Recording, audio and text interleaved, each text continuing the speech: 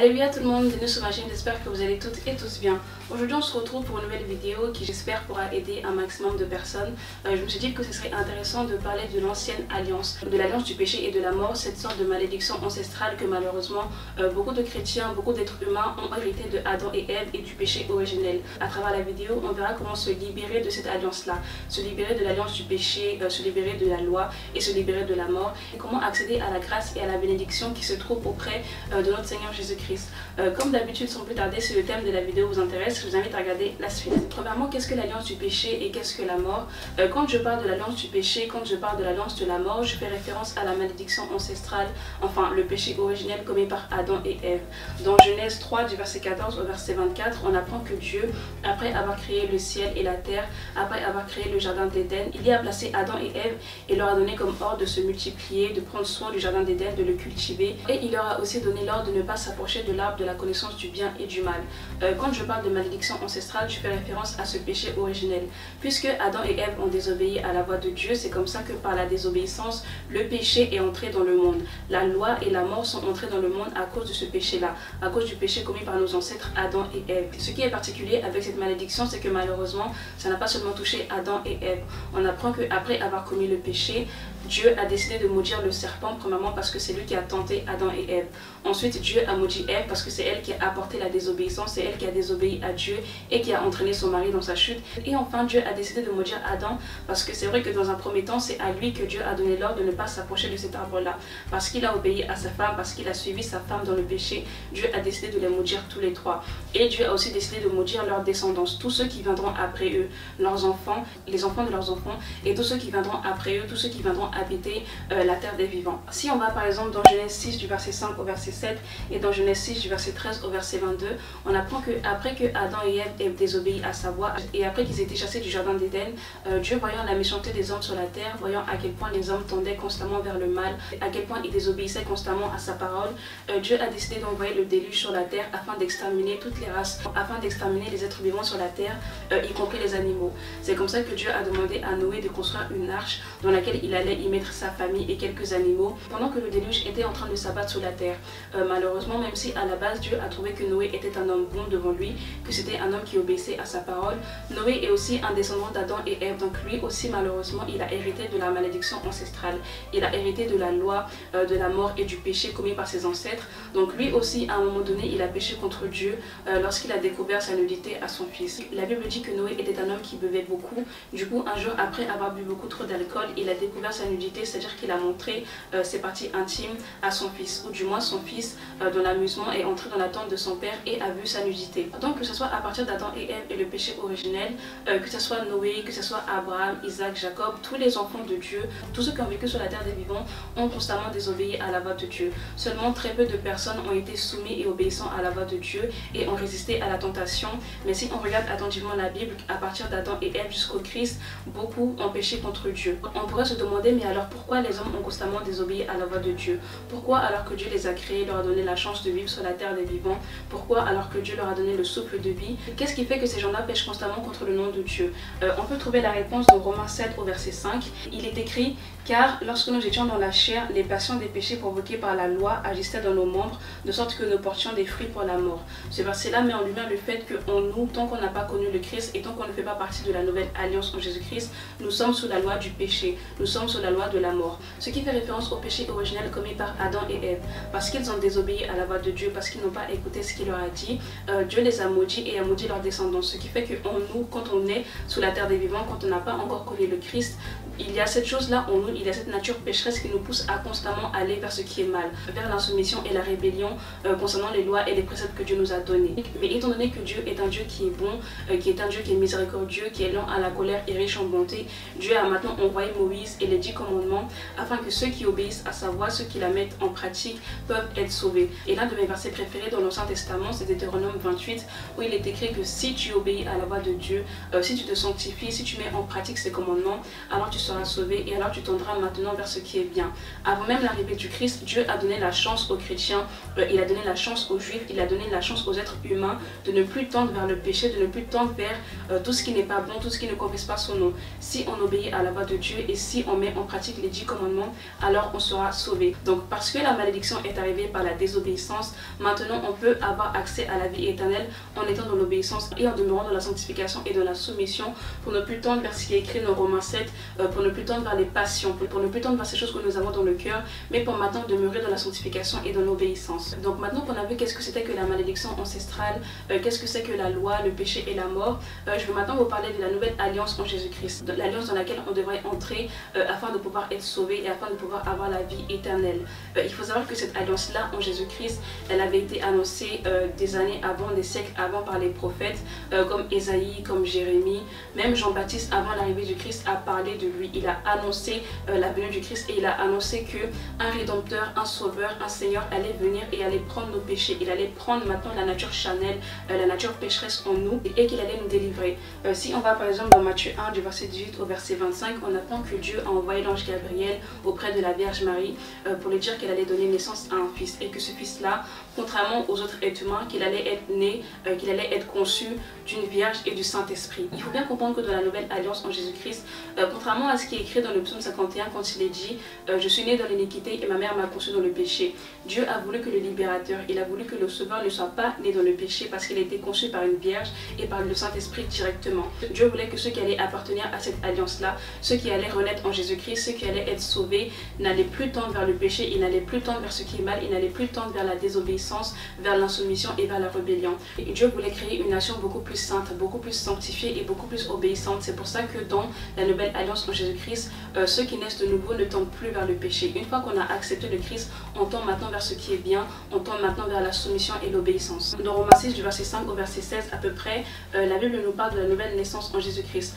La Bible parle de comment le chrétien doit se comporter après avoir reçu le Christ et après avoir compris que désormais en Jésus-Christ il n'y a plus de mort, il n'y a plus de péché, mais il a seulement la vie éternelle et la sanctification. Par exemple au verset 6 il est écrit « Sachant que notre vieil homme a été crucifié avec lui, afin que le corps du péché fût détruit, pour que nous ne soyons plus esclaves du péché, car celui qui est mort est libre du péché. Or si nous sommes morts avec Christ, nous croyons que nous vivons aussi avec lui. Sachant que le Christ ressuscité des morts ne meurt plus, la mort n'a plus de pouvoir sur lui. » Et il est également écrit au verset 11 « Ainsi vous-même, regardez-vous comme morts au péché et comme vivants pour Dieu en Jésus-Christ. Que le péché ne règne donc point dans votre corps mortel, n'obéissez pas à ses convoitises. » Ce verset-là nous incite à quitter l'alliance du péché, l'alliance de la mort, l'alliance de la désobéissance et à entrer maintenant dans la nouvelle vie, de la nouvelle alliance en Jésus-Christ. La Bible dit que si on croit que Jésus a été envoyé pour nous, si on croit réellement que Dieu a envoyé son Fils pour nous sauver, alors la mort n'a plus de pouvoir sur nous, alors le péché n'aura plus le dessus sur nous. Et maintenant en Jésus-Christ, comme notre vieil homme, c'est-à-dire notre péché, notre nature charnelle a été crucifiée à la croix, il faut qu'en tant que chrétiens nous comprenions que nous sommes morts aussi à la croix avec Christ. Et que nos péchés, la loi, la malédiction ancestrale,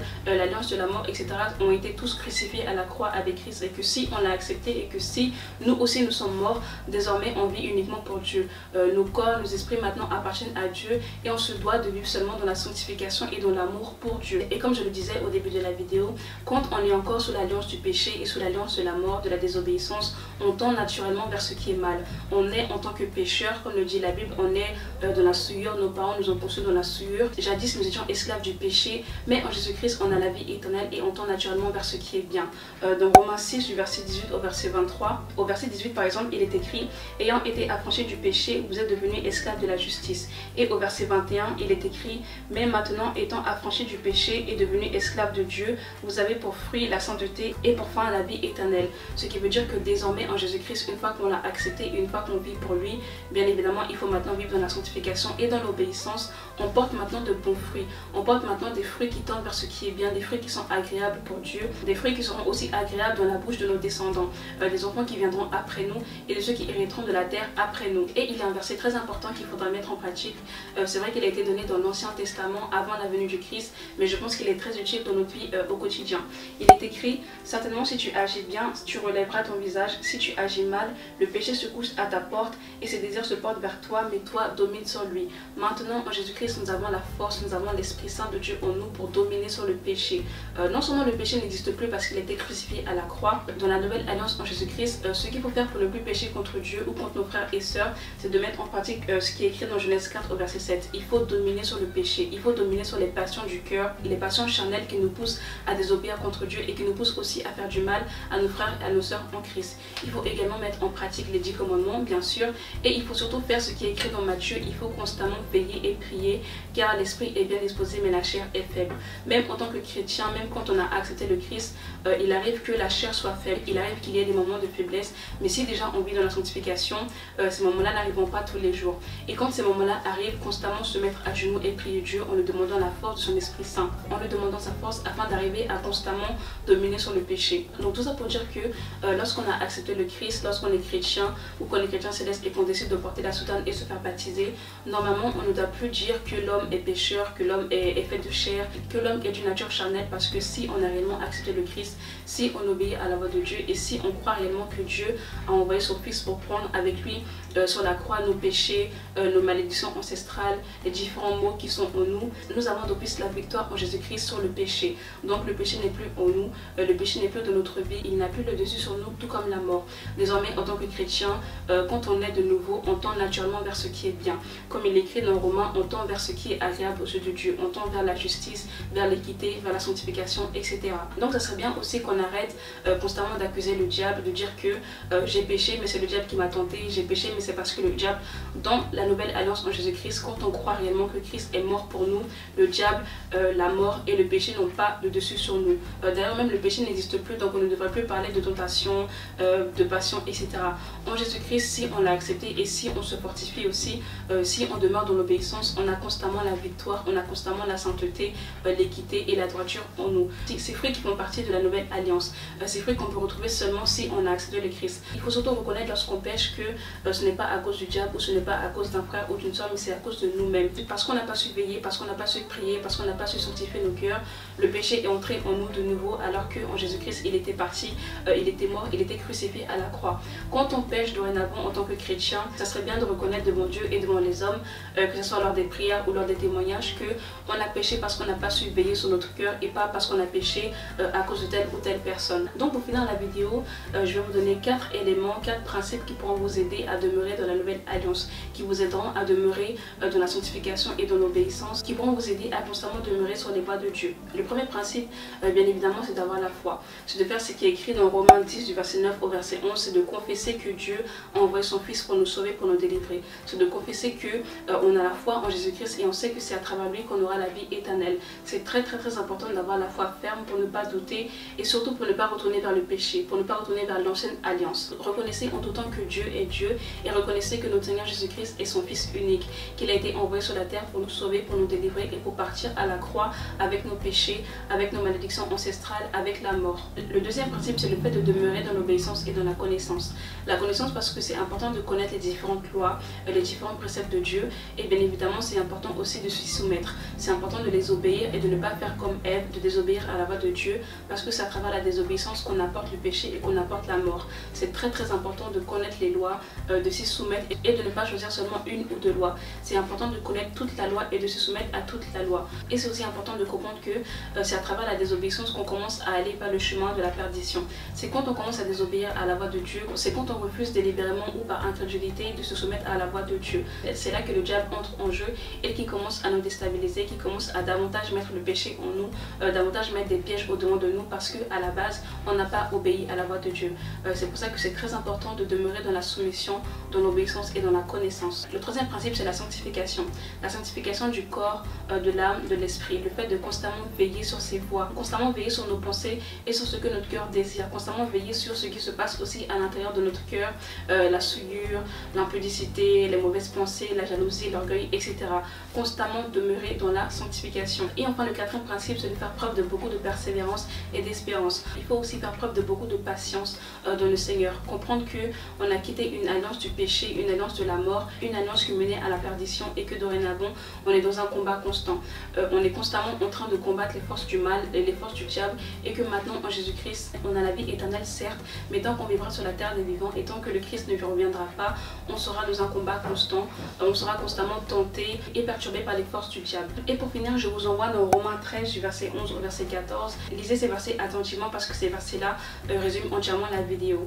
Constamment demeurant dans l'obéissance l'obéissance, demeurons dans la justice, dans la vérité, dans la sanctification, demeurons dans la soumission vis-à-vis des lois et des commandements que Dieu a donnés pour demeurer de la nouvelle alliance. Ne retournons pas vers le vieil homme, vers le péché, vers la mort, mais constamment demeurons sur les voies de Dieu, obéissons à sa parole et demeurons dans la justice, afin que le Christ nous justifie, afin qu'il puisse nous sanctifier et afin qu'on puisse être digne d'appartenir à la nouvelle alliance. Parce que c'est bien beau de se convertir, c'est bien beau de porter la soutane, c'est bien beau d'aller à l'église, mais si on n'obéit pas à la voix de Dieu, si on n'est pas soumis à ses paroles, si on n'est pas soumis à sa voix, si en vain si on se dit chrétien alors qu'on n'a même pas l'obéissance et la sanctification en nous. Comme il est écrit au verset 12, dépouillons-nous donc des œuvres des ténèbres et revêtons les armes de la lumière. Demeurons dans la lumière, demeurons dans la justice, dans la vérité, dans la sanctification, afin de constamment plaire à Dieu. J'espère que maintenant vous savez qu'est-ce que c'est que l'alliance du péché, l'alliance de la mort, qu'est-ce que c'est que l'ancienne loi et qu'est-ce que c'est que la nouvelle naissance, la nouvelle vie, la nouvelle alliance en Jésus-Christ. Ma prière c'est que beaucoup de vous, beaucoup d'entre nous, nous continuons à demeurer sur les voies de Dieu en appartenant à la nouvelle alliance. Ou s'il y a des gens qui ne sont pas encore convertis, qu'ils soient chrétiens ou pas, qu'ils soient dans l'église ou dans le monde, sachez que c'est en Jésus-Christ qu'on a la victoire, c'est en Jésus-Christ qu'on a la vie éternelle et c'est lui seul qui peut nous sauver. Prions le Seigneur qui puisse nous assister, qui puisse veiller sur nous et prions le Seigneur afin d'être digne d'appartenir à la nouvelle alliance et afin d'avoir la force de veiller, de prier et de constamment demeurer dans la victoire, de constamment demeurer dans la soumission et dans l'obéissance et d'avoir la force de ne plus retourner vers le péché, vers la souillure, vers la désobéissance et vers la mort. Comme d'habitude, si la vidéo vous a plu, n'hésitez pas à aimer, à commenter et à la partager et on se dit à bientôt pour une nouvelle vidéo.